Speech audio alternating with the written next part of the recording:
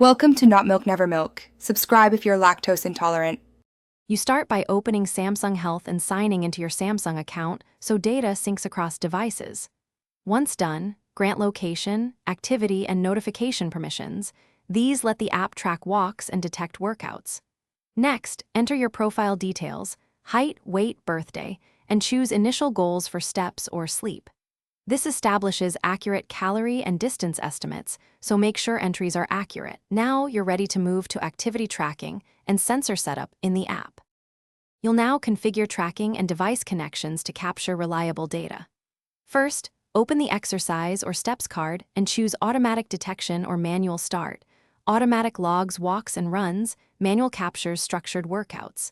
Then pair your wearable via Bluetooth in connections so heart rate and sleep sync in real time.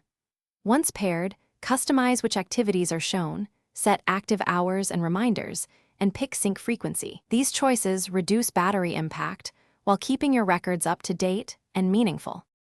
You finish by checking trends and insights to understand patterns in steps, sleep, and heart rate. Tap any card for daily details and weekly graphs. Make a backup or enable cloud sync so switching phones keeps history intact, and export CSV if you need records for a coach.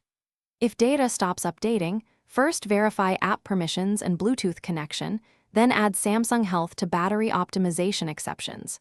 If issues persist, restart both devices and repair the wearable to restore tracking.